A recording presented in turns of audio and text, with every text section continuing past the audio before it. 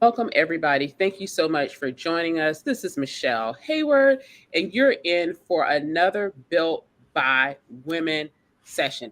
I'm excited. I hope you're excited because today we have two South Carolina natives, civil engineers, and Clemson alumni. I y'all should be very very grateful because you're in the presence of two tigers. I'm just gonna say it. They don't know South Carolinians, sandlapper. Y'all be like I could go on for days. Just talk about how y'all should be grateful. But I'm grateful to have Karen on here with me today. She has had and has a fantastic career with the Federal Highway Administration. So she is currently serving as the Senior Advisor for Workforce Development and Interagency Coordination in the U.S. Department of Transportation Office of Secretary. Prior to her current assignment, she became the Federal Highway Administration Director, Transportation Workforce Development in May 2019. Now, I'm gonna keep going, but I want y'all to focus on this. She went to the Iowa division from 2015 to 2019. Prior to that, she was in the Indiana division from 2011 to 2015. Karen be making these moves. I be like, yo, that's nice. Before that, she was the California division, 2009 to 2011.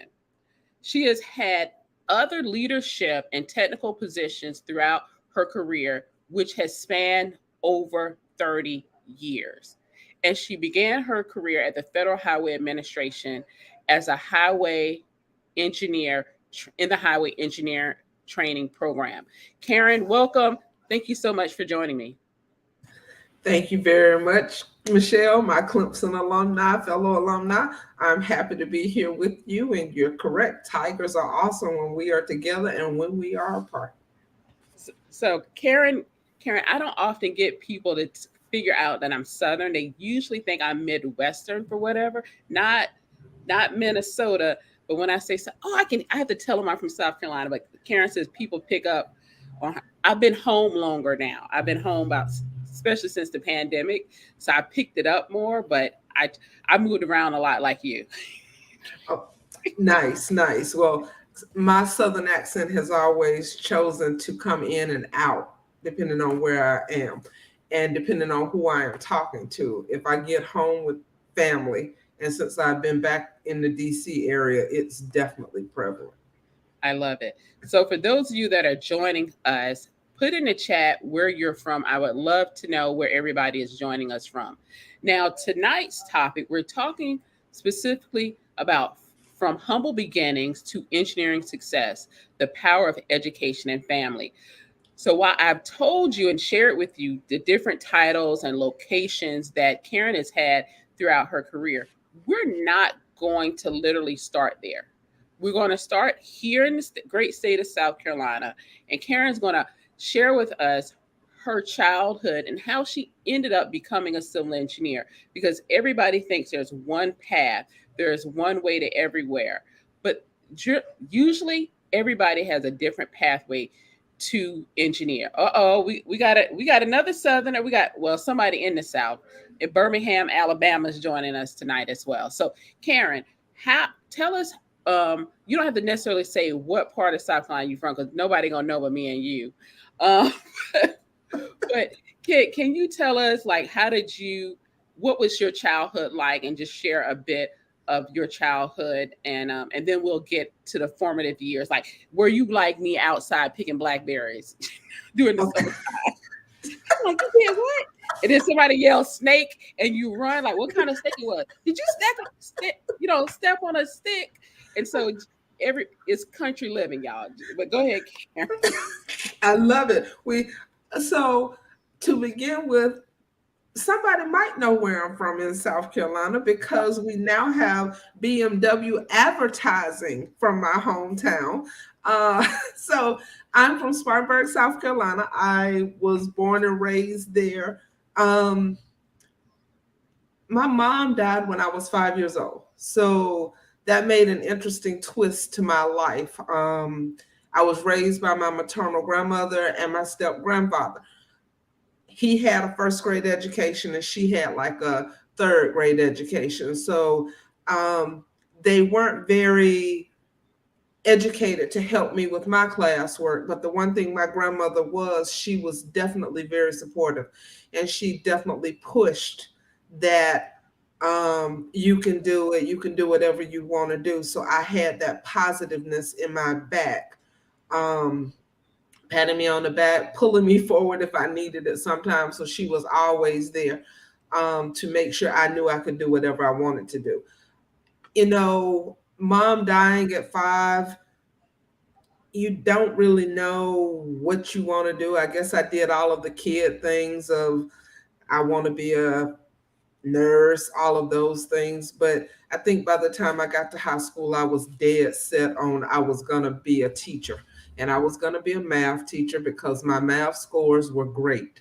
Um, but I had a guidance counselor who was like, no, you are an African American female with great math scores, that being a teacher is not where you need to be. You need to look at engineering, and you need to look at engineering schools. And she proceeded to put engineering magazines and educational tools in front of me, as well as information on engineering schools. And being from South Carolina, you're either a Gamecock most of the time or you're a Clemson Tiger.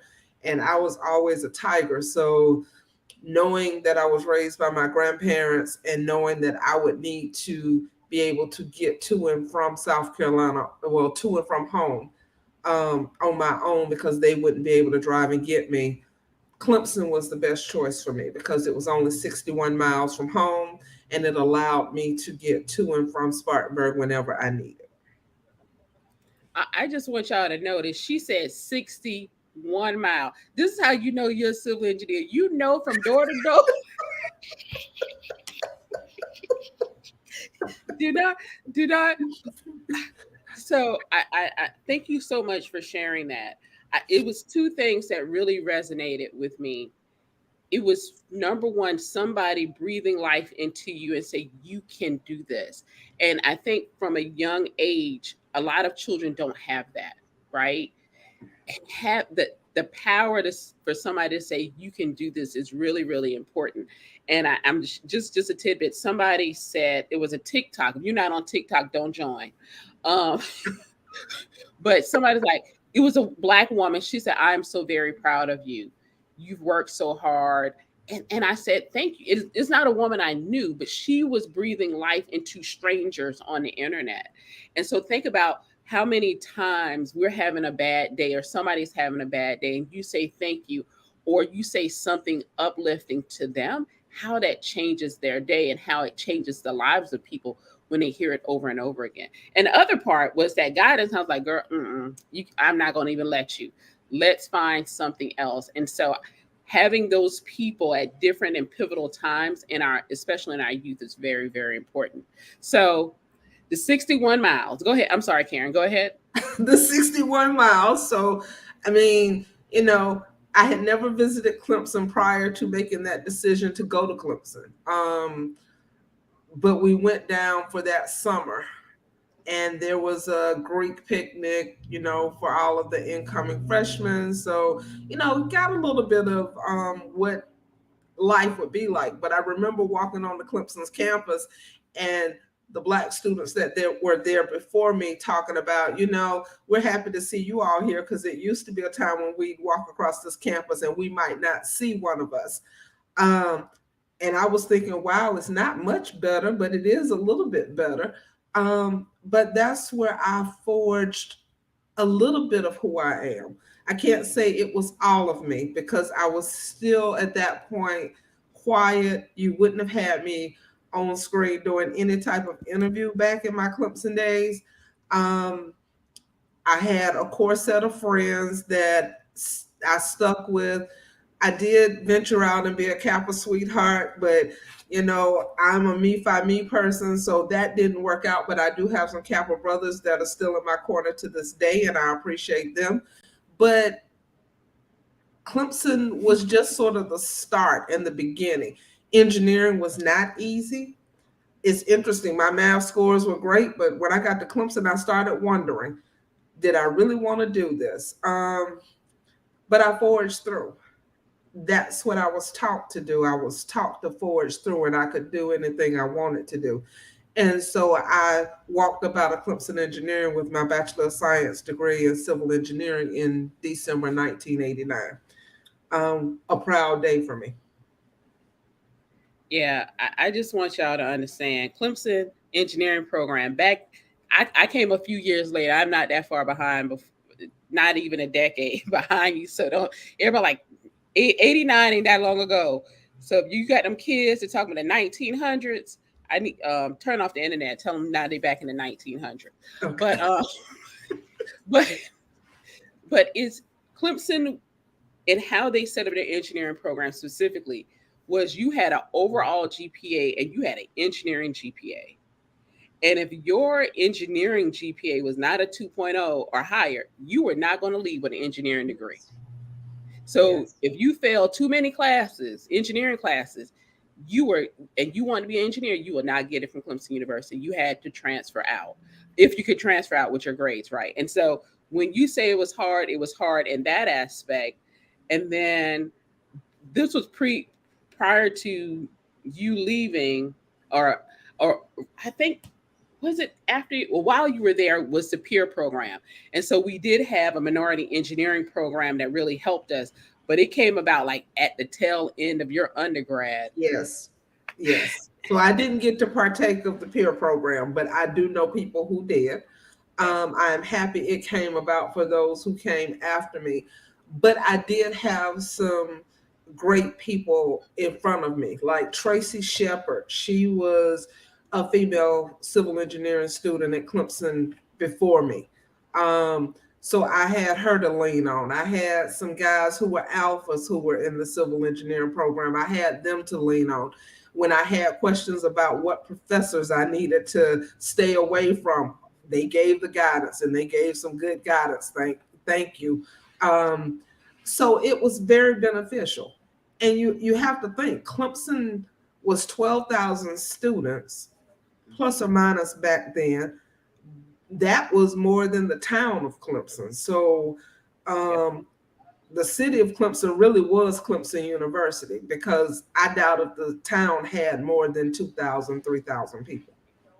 I absolutely agree, and I love the so just bringing in Clemson. It's a small town with a large university. But what I loved about Clemson in itself was the way they will not let you drive from one side of campus to the other, and they want it to be a walking campus. Yes. And in that same entity, it also cultivated in my and you let me know what it was like for you then, building a community for Black students. Because while you didn't see us often, when you did see, oh, you smiled and you waved, Oh right? yes. Oh yes. And we knew we met up in the loggia during lunch breaks, and we laughed and we joked. But then it was time to go to class. We went our separate ways. We had our on campus parties at that time where we came together in fellowship. There were some great times. I got to see Jesse Jackson when he was running for president back then. He came to Clemson and, did one of his presidential election, speeches, hoping that we would vote for him. So it was very educational. It helped to make me who I am. It helped to shape me. The people that I met there, some of them are still a part of who I am now. So small town or not, it was a great experience. Absolutely. I second that motion from the class of 2000. Okay. So, A little over a decade behind me. well, when I graduated, but when I started, it was 95. So I was 6 years behind you when I started. But so you were a Kappa sweetheart, so you probably know my cousin Dexter. He was a Kappa at Clemson way back when. And he Name was a sounds familiar. tall, light skinned mechanical engineering major. Hey, okay, Okay. so we gonna talk about him later because I he ain't gonna join. I know, Okay. but so you finish your degree. We gonna get off of Clemson because I know y'all like, can they move on to something else? Yeah. But So how did you end up getting a job at the Federal Highway Administration? Oh, it was happenstance because I will say I didn't start applying for jobs until late. So when I graduated in December 89, I did not have a job walking out of Clemson. So it was about April of 1990, I got this phone call saying, "Hi, this is Federal Highway Administration. We would like to offer you a position in our engineering training program."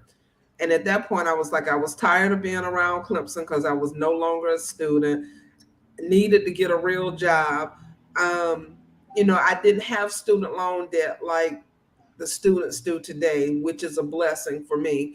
But it was still time to start making money because I didn't want to live at home with my grandmother and grandfather. So I accepted the job, and it's funny because right after Clemson called, right after Federal Highway called, and I accepted the job, here comes South Carolina DOT calling and saying, "Hey, Karen, we would like to offer you a position." And I'm like, "I'm sorry, I just accepted with Federal Highway Administration." But to let me know the clout of Federal Highway Administration, what they told me was, if you ever decide to leave Federal Highway and come back to South Carolina, let us know. We'll have a job for you. So that let me know that where I was going was pretty important.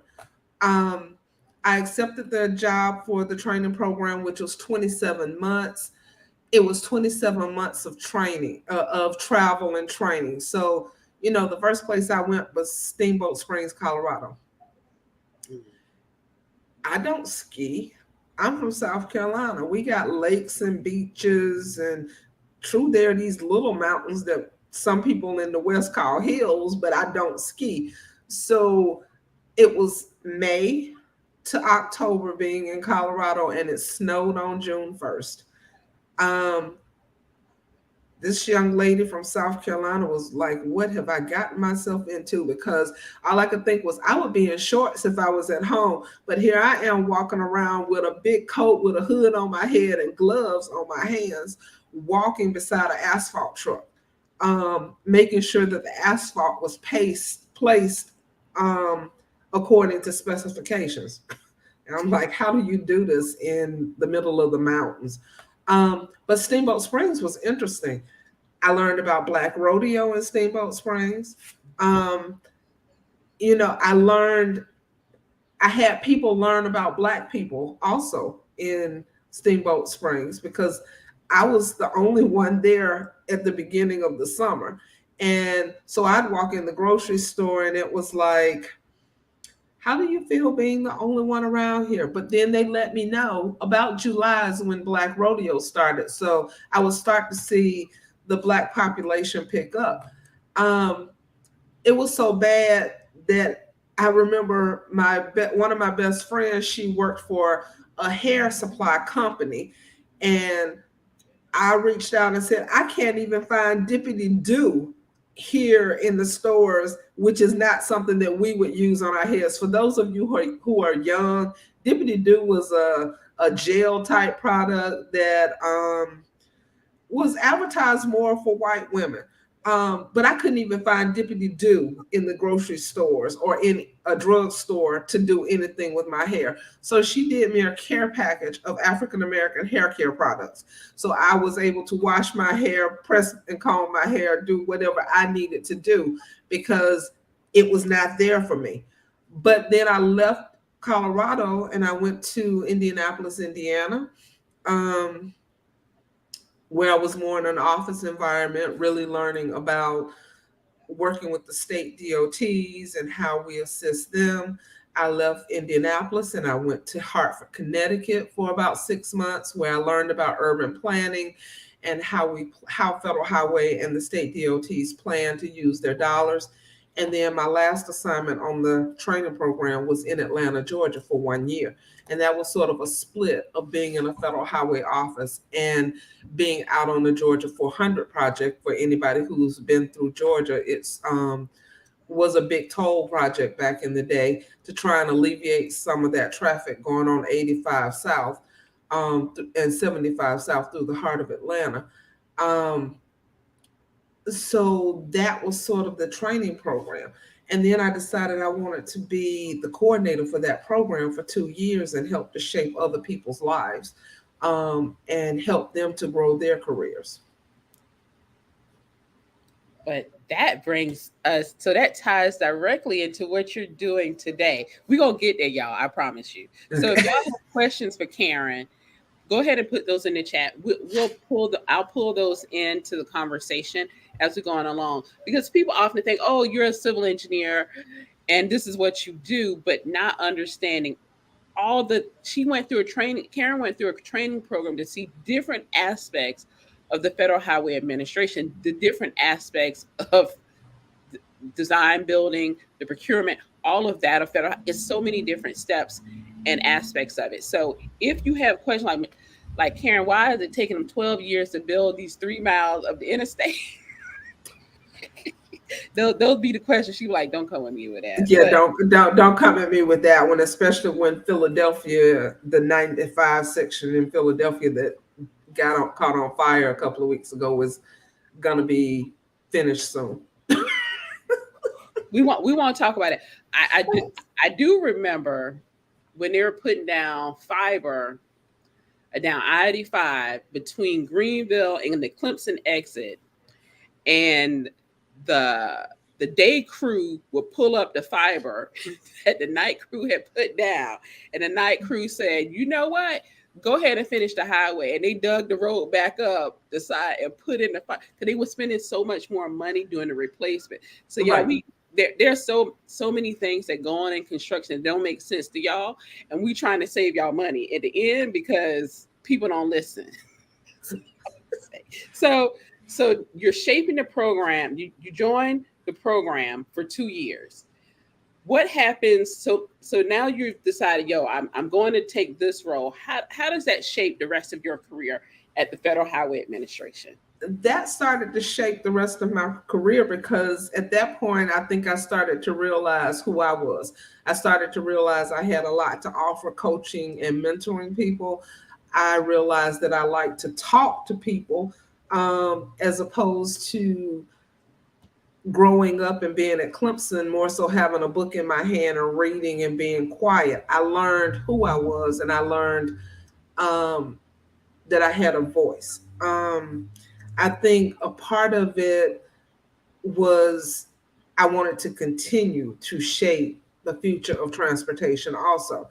So, I got the first 2 years as the training program coordinator, but then I did have to go back into the real world of engineering, and do sort of engineering for a little bit, which was, I consider my first job out of the training coordinator job as a catch all job.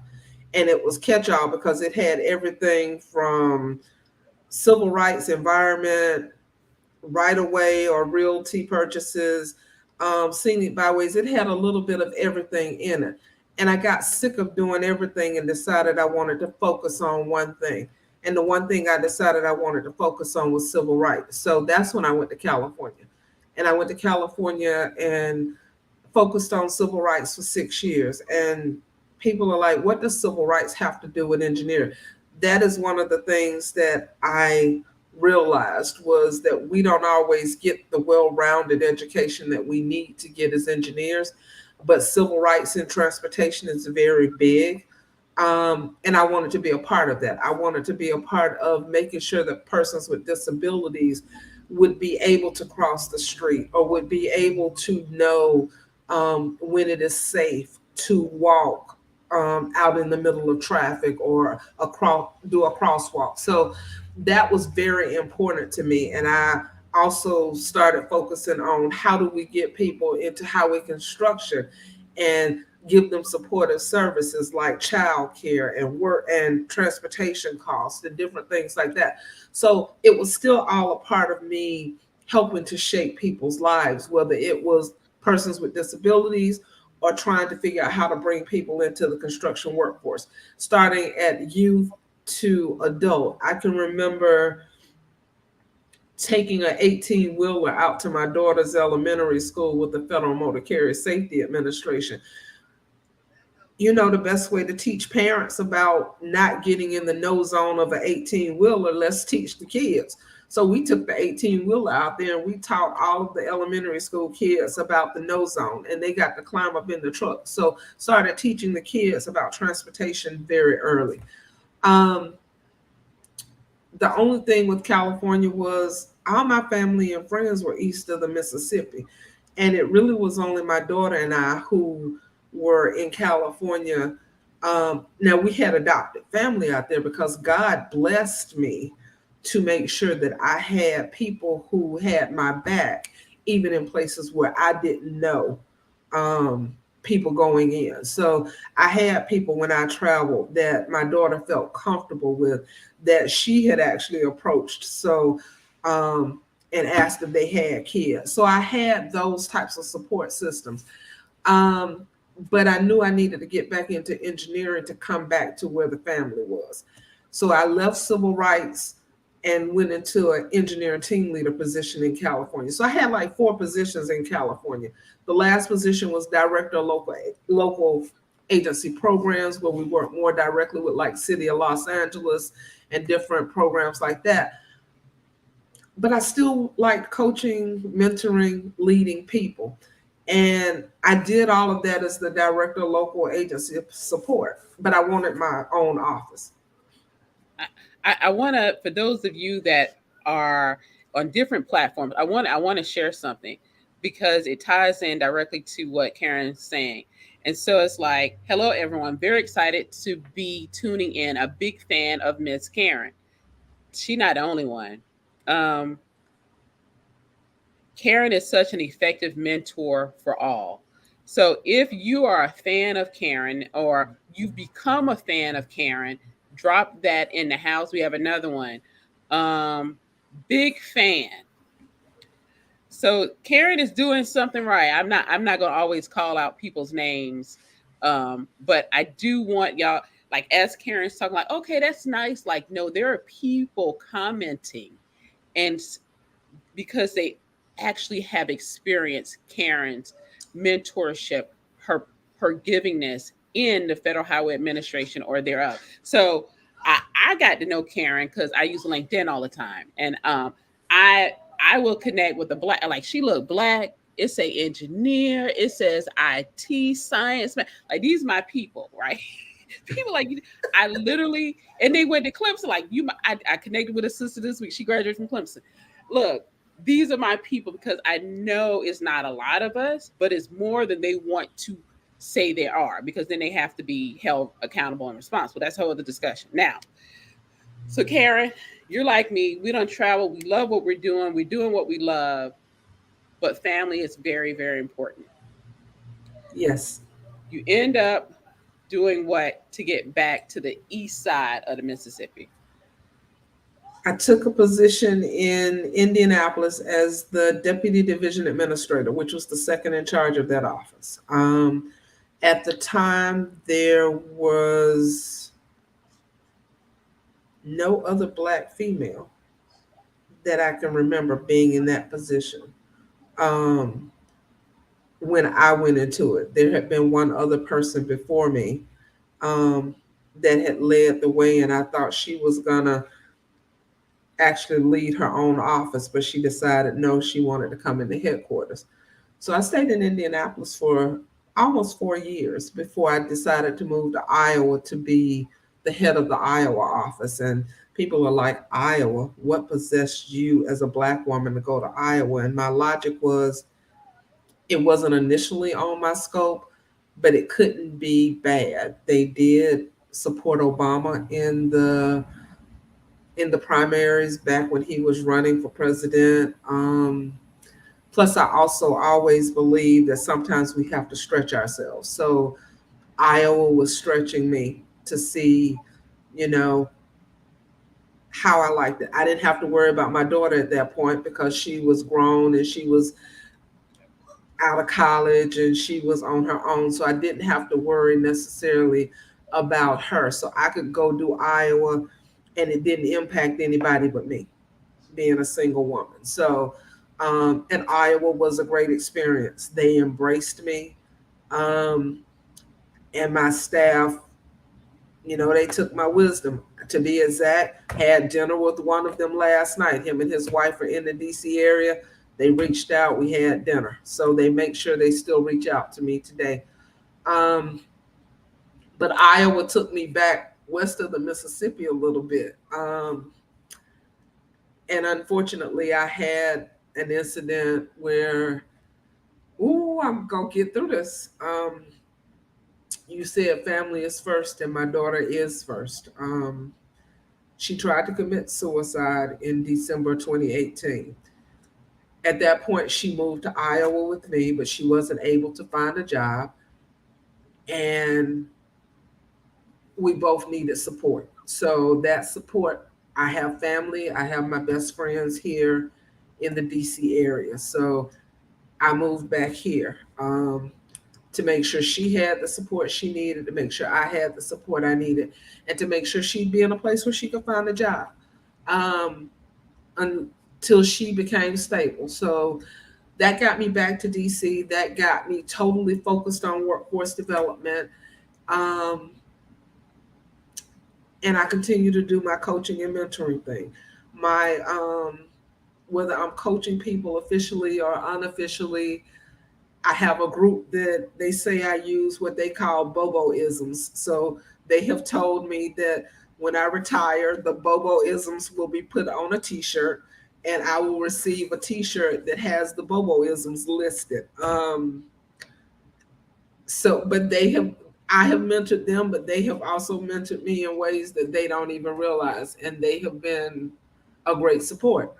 Um, the one thing I can say about my circle is they embrace me, they embrace Maya. Maya's a FHWA child.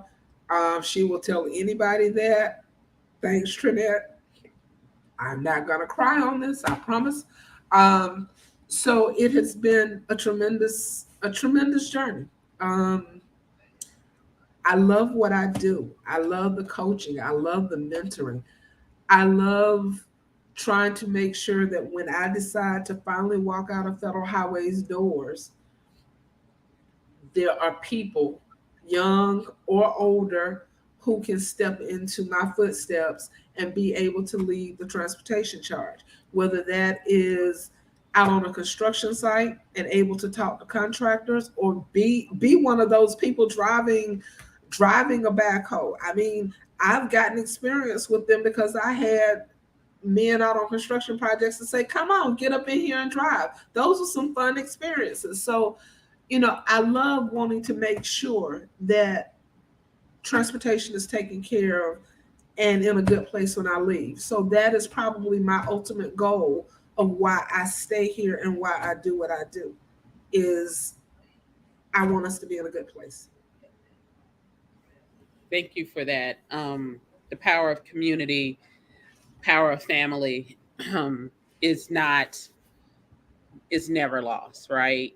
And I'm so happy that you and your daughter were able to find that, even though it meant moving, but having it available, even though it wasn't nearby, is so very important. I love that. Uh, I want to go into why I reached out to Karen last year. So, and it goes back. Karen goes. Um, I'm preparing the next generation, and you led into that. And so I want to go into what you're working on right now at the Federal Highway Administration.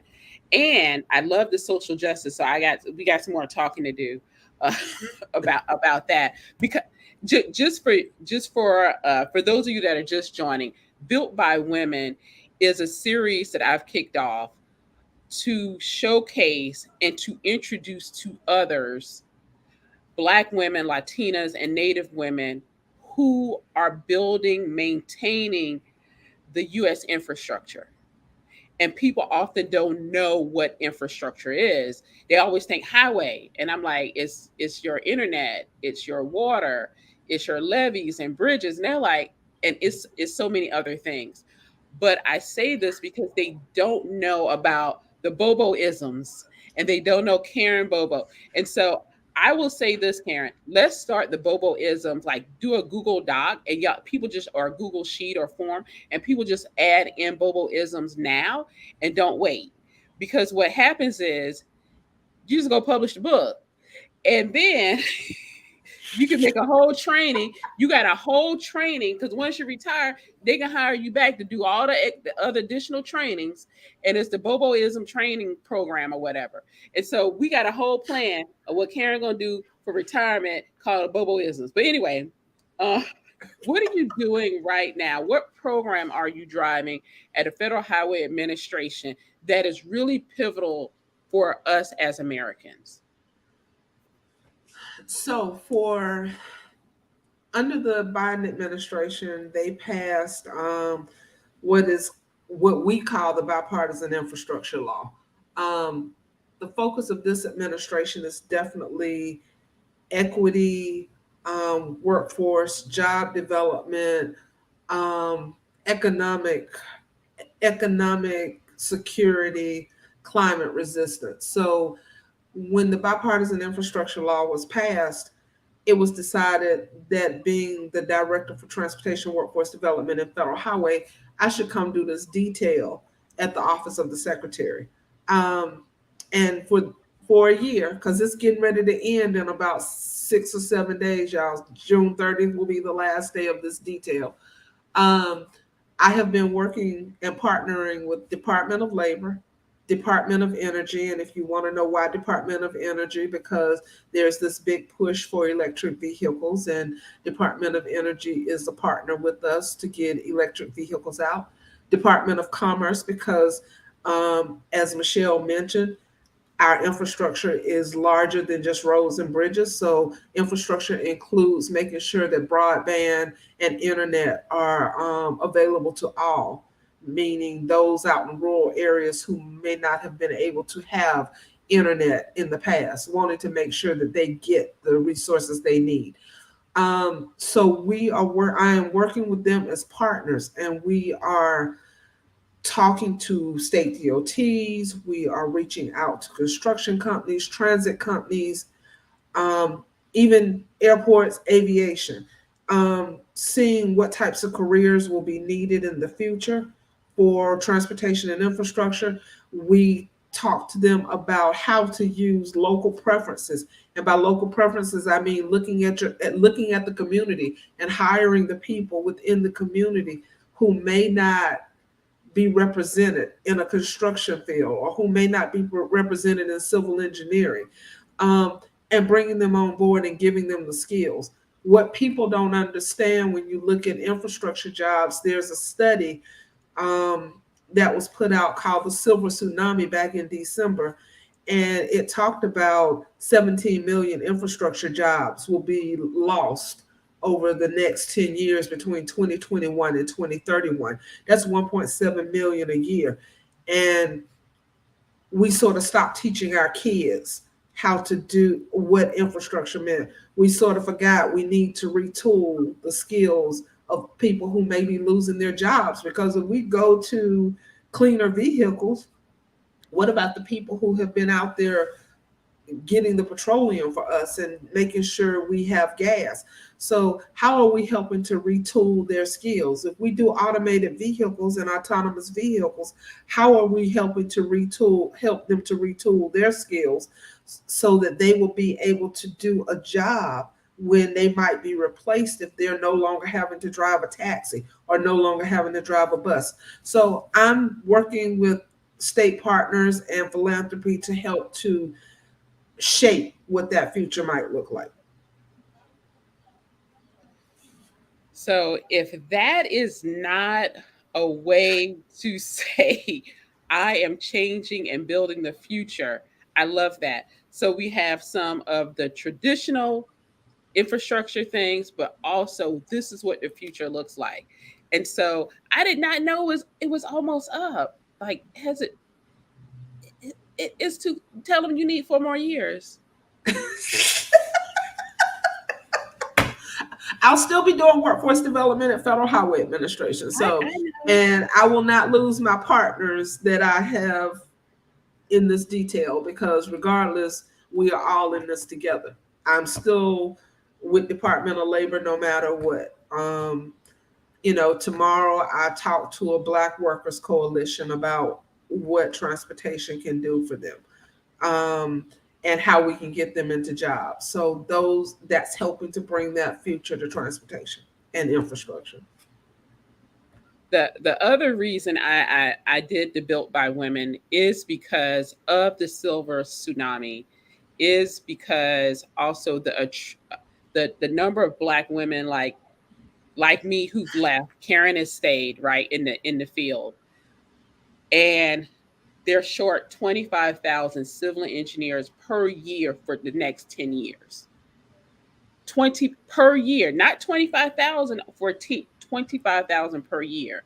And we have, as black women, have the highest attrition rate, meaning we quit and we walk away from our engineering careers and we do not return.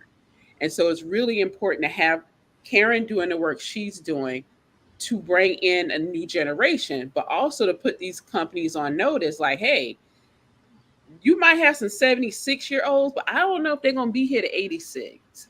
You might have some 66-year-olds that might not be here to 70. You need to figure this out now. And we've been, you probably heard it in the early 2000s. They warned companies of this. And they said that, well, the high schools will fix it, the colleges will fix it. It is not a one organization or entity's job. It is truly a joint effort by everybody, and that is what I love, the work that you shared about how many different departments have come together, different entities to make this happen. Go ahead. We do acknowledge, the departments do acknowledge that this is probably the first time that all of us have come together and forged a path together. Department of Education is a part of that. They're doing education hubs in 4 different locations where they're going to bring in the governors and stakeholders in the states to talk about education, and infrastructure careers. So we're forging that path together, and this is probably the first time that it has been done on this large scale. I love it, and it's needed. I love how finally the government agencies are talking. I got like how easy or difficult was it to get this to work with all of these agencies, government agencies, just the government. I ain't gonna talk about, because entities are like, oh, I can get some government help. Just not gonna call. They show up, but how was it? How was it coordinating with all the other government agencies? And you would think that for us to be one U.S. government, that we would be able to coordinate, but each department has so many different rules and how they can operate, that having to bring all of those together is a challenge. But it was done. So that's our other book, is how do you get US government agencies to work together? Build out an 18-page matrix, and then you'll figure out what are the 2 to 3 things that can each work together. But no, that's fantastic, because you probably have overcome many barriers that other people like, this can't be done, and they just moved on to something else, but you made it happen, you made it work. So as we wrap up, what are your final thoughts? I don't see any questions, so if y'all got questions, let's drop those in there. As you have moved through the Federal Highway Administration, what are things that you would like others to know about building a career in the agency, about the agency itself, um, or even going to Clemson? I don't know. What do you want to share with us before as we wrap up? I think one of the Boboisms that I always share with the people that I mentor is that, don't stifle yourself. And by that, I mean, don't be afraid to step outside of your comfort zone. Um, going to Steamboat Springs, Colorado from South Carolina was outside of my comfort zone, but I did it. Going to Ames, Iowa was outside of my comfort zone, but I did it. So don't limit yourself, because you'd be surprised about what you learn about yourself and how you might grow in it. So that would probably be one of the Boboisms that they would tell me that I always tell them. Um, I'm also I'm very I believe in God. I grew up in church, and I do believe that whatever our path is going to be and whatever our journey is going to be, that is actually um, defined for us. So all of my journey has been defined for me, and God is making sure that I accomplish things along my journey that He wants me to accomplish, and make sure that I do it in His honor. So I try to do that and make sure that I show a light. It's rare that people see an angry side of Karen. If you see an angry side of Karen, that means that something has totally gone very haywire, because I try not to let that side of me come out. That is not a good side to see. Um, and it's not a professional side to see. So I try to make sure that I am honest and open when I walk into my offices where I am leading a staff. That is one of the first things I will always tell them. I will always be open and honest with you. Um, that is something that someone who called me on the phone early in my career, they heard my voice and they asked me a question, and I was open and honest with them, and they told me, I like your personality. I like the way you sound. You sound pleasant. Make sure you keep your personality as you go through your career. And that is something that I have tried to maintain for these 33 years that I've been with Federal Highway. I love it. We have a fantastic question, and I would love to have you answer it. Name one of your challenges that you have faced that may help others who are following in your footsteps, and how did you overcome? Ooh, challenges that I may have faced. I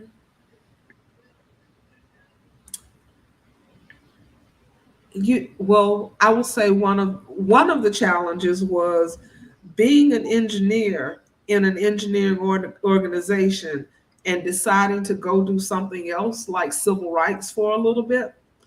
That doesn't set well with the engineers.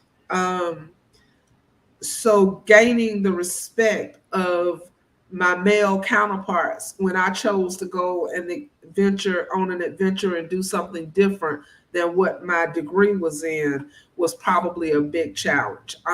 Helping them to understand that I can still do engineering even if I'm doing civil rights, because I mean, the Americans with Disabilities Act always has slopes and curves for ramps for sidewalks and all of that. So helping them to understand that I was just enhancing that engineering degree that I received and gaining that respect. It is not always easy being in a male dominated field. And I would say more specifically in a white male dominated field, because when you look at transportations, more than likely it's about 70% white male, and then the 30% are the rest of us that are sort of filling in around them. That is not an easy environment to work in. And to do it for 33 years, you have to stay positive. You have to know who you are. You have to not be afraid to speak out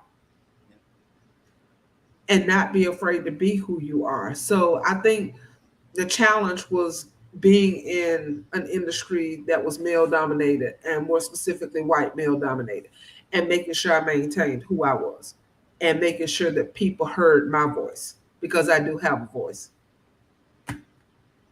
Thank you. Thank you so much. I couldn't agree more. Always being who you are. At the end of the day, people know who's going to show up, and that level of integrity they can trust. It it goes along. Even with contracts, you'd be surprised how many contracts like, oh, I know what she about to do or not do, and you right, and you right. so Right. so Exactly. so they know what to try and what not to try with you because you show up as who you are. And I find some of the younger kids that grew up in social media, it's like, oh, I want to be. They try different things, not ever really trying to seek who they are at some point in time, or a little bit sooner, I think, than we did in our lives and our careers. So, I don't think we give our young people the ability to explore more. I think sure. at least my generation, coming out of my generation, And being raised by my grandmother, for one thing, and my grandfather, they came in a generation where they had one job forever, 50 Yep. something years. And so I think that was passed on to the baby boomers and those of us who were like in the early, at the end of the baby boomer stage, but right at the beginning of the, what is it, Generation X stage or Yep. whatever those generations are. You know, you were sort of taught that stability. Um, Whereas now the young people are exploring more and they are trying to figure themselves out. So I think it is our goal to help them to figure out what their goals are and help them to understand you don't always succeed at everything you do. Um, but you try, you dust yourself off if it doesn't succeed, and you pick yourself up and you go on and try something else until you get to that right fit for yourself. I think that is our biggest message for our youth today is don't be afraid to try different things until you find your niche in society. I love it. I love it. So there are no other questions. This is fantastic. I love this, the social, the civil rights aspect or experience you brought in, because as Black people, I think, especially in infrastructure, that is one of the major reasons to be in this space, Yes. is to protect our communities, our people, especially when it comes to infrastructure. As I sit here without broadband. I totally I totally agree with you. I also agree that we need to educate ourselves. Oh, Um, and by that I mean you don't have necessarily have to know about roads and bridges, but you should know about environmental justice and what has happened in your community and how they built I-85 down through Charlotte and sort of took out the Black community or split it in half. We should know those things about the communities that we move into, so that we can advocate for our communities and for ourselves. absolutely. Absolutely. Um, I have to introduce you to a sister. She's in Philly. She was on in March. She does water and how she talks to her Black people in her church about it's okay to drink the water in Philly. Like the people that are buying bottled water usually can't afford it, and Mm-hmm. really helping them understand, like when there was an incident with the Philadelphia water, what did that mean? Was it safe? Why wasn't it safe? When will it be safe? And having somebody they recognize and see in themselves, also explaining things, I think helps as well on a cultural level when it comes to the work we do in infrastructure. It, it, it we need to know what's going on, but we want to know it from somebody that we can relate to in I many ways. totally agree. Yeah. So Karen, where can people connect with you? I don't know. Maybe she don't want to connect with y'all. I don't know, because we got a lot of mentees. They're like, hold up, she can't take no more. She full. We working on a Boboism program. Y'all have to wait for that. The people who I mentor know I do not turn anybody down. I probably give more of myself than I probably have to give, but I do not turn anybody down if they need somebody to talk to, somebody to listen to their perspective. If I'm available and I can, I will listen to them. Um, but I'm able to be reached on LinkedIn, Facebook, Instagram. Um, you can look at Federal Highway US DOT. The email address is all the same for every DOT employee. Karen.bobo at dot.gov. I mean, so I'm able to be reached. I do not hide myself and I'm willing to talk to anybody who reaches out. Thank you so much for that, Karen. Everybody, thank you so much for joining us. All of the Karen fans in here, y'all don't even know. I didn't even share all of the comments. Karen's like, where do I go? You got to go to LinkedIn. You're gonna have to go to YouTube. But they're like, I love Karen. You're doing good, Karen. Tears demonstrate care. Like they in here, y'all have no clue. And so I'm over here like, oh my God, she got a whole crew up in here. So when you know you living right, when people show up and they're like, They don't have questions. They just like, that's Karen. Yep, that's her every day. So, Karen, thank you so much for joining me. Clemson Tiger, everybody have a great week. And we will be back next week with a new woman for Built by Women. Marisol is out in Las Vegas, and she's going to talk about, you know how we say work life balance, Karen? She's like, Yes. she like, that's a lie. It's work like unbalanced. I agree with her wholeheartedly on that one. So I need to check that session out for myself. So um, thank you, Michelle. Thank you for helping my voice to be heard. Um, and thank you to my friends and those who know me and those who don't for joining in and, just listening to my story. So everybody, join me back here on this LinkedIn profile page or YouTube channel, depending where you're joining. I'll drop in the chat next week's LinkedIn Live. If you want to join us, you can just register there. But I look forward to having everybody come back, and I can't wait. Uh, I can't wait to talk to Karen in the green room when we're done after we get out of here live. Bye, everybody. Have a great week. Bye, everyone.